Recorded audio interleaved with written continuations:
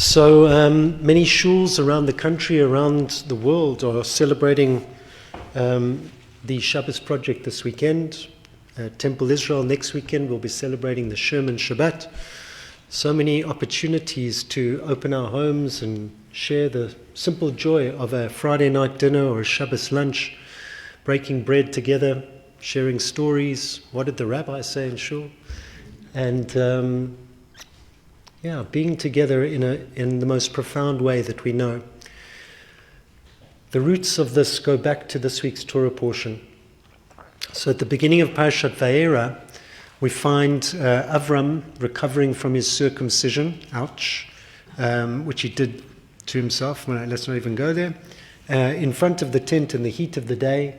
And who should do the mitzvah of Bikur Cholim? Who should do the mitzvah of visiting the sick? None other than HaKadosh Baruch Hu. God comes to check in with Avram. How are you doing? How's the recovery? Anyway, God is there. At that moment, 3 strangers appear. Now, if you're in conversation with the divine and 3 nochschleppers go past, who do you focus on at that moment? Well, Avram Avinu says, excuse me, not even, runs out to greet the guests, promises little and delivers much, massive meal, washing their feet, making them at home. It turns out, of course, that these are not normal visitors. These are angels who are come to deliver messages, and Avram hosts them in his home. And from this story, we have the idea of the mitzvah of Hachnasat Orachim, of welcoming guests, from the Midrash that Avram and Sarah's tent was designed that it was open in all 4 directions, so they could see guests approach from any direction. They could run out and welcome them in. The Torah portion, of course, doesn't stop there. And it's fascinating, and I got this insight from Rabbi Amy Schneiderman. It's fascinating how it then moves from that moment of hospitality to a next moment of hospitality. The camera shifts from Avram and Sarah to Lot, Avram's nephew. Where is Lot? In Sodom, in the city of Sodom, where these angels, 2 of them anyway, are next on their way to visit him. And of course he welcomes them in, Hachnasat Orachim. But what's in the background is that it's a very different welcome, because Lot has to hurry them inside, close the door, because a mob is gathered banging on the door saying, bring them out, that they would have their way with these 2 guests.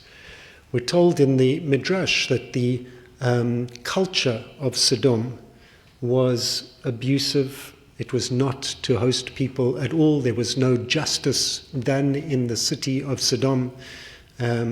The feeling was of vulnerability, of power controlling those who were powerless. So we move from this first moment of hospitality to the second moment of hospitality to the third, which is that the camera then shifts back to Avram and Sarah, where Sarah, who was promised at the beginning of the parasha that she would have a son, and laughed. That's where the name Yitzchak comes from, laughter. She laughs. By now she's had her child. And at this moment, her hospitality changes to protection. I need to protect my son Isaac. So Hagar, my handmaid that you've had a child with, Ishmael, must leave. She can no longer enjoy our hospitality. And Hagar must leave. So we move from these moments of hospitality and inhospitality right the way through the Torah portion to the very end of the Torah portion, which is the binding of Isaac, Yitzchak, the most disturbing piece of Torah in at least the book of Genesis, maybe the whole Torah.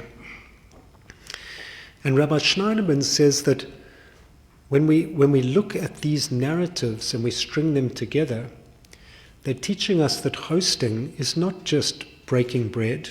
It's not just having your family around for a nice meal. Who's going to bring the appetizer and who's bringing the kugel? It's something more profound than that.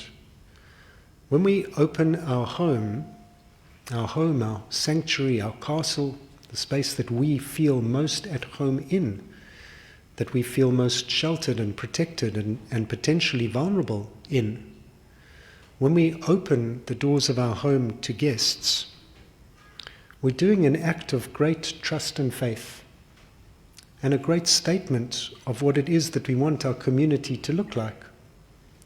If we say, well, I'm okay in here, I have my food to eat, and you can be out there and have your food to eat, hopefully or not, we're saying that a community is about look after yourself, and that's where it stops. When we invite someone into our home, there is a contract that happens then, and this is apparently what Avram in its time and in many places in the Middle East still remains, the sense that if if you live in the desert, and it's a life or death matter, that if you arrived at somebody's tent you would need water and refreshment or you would die, and you would certainly want that hosting to be given to you in the same situation. It's a matter of life or death that you need to host people. Even though we live in Cape Town with Pick n Pay down the road, it doesn't mean that instinct of this is the way, the best way that we can survive is not to put the walls around and hunker down in the ghetto behind the ox wagons. The best way that we can survive is to open our doors and to bring guests in, to get ourselves invited to somebody's house and move into their space. This is how we create community. This is how we create community that is meaningful, community that is engaged, community that allows us to see each other in our spaces that are most secure and also at the same time most vulnerable. So if you thought that the mitzvah of Hachnasat Orchim was a nice thing to do, maybe we'll cook a meal and invite some guests.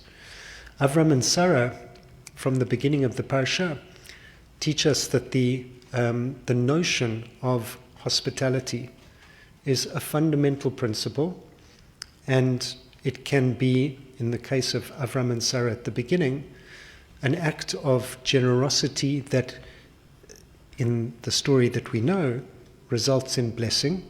Sarah is given the blessing that she is to have a child in her old age. In the case of Lot, the act of hospitality can be an act of protection, of survival.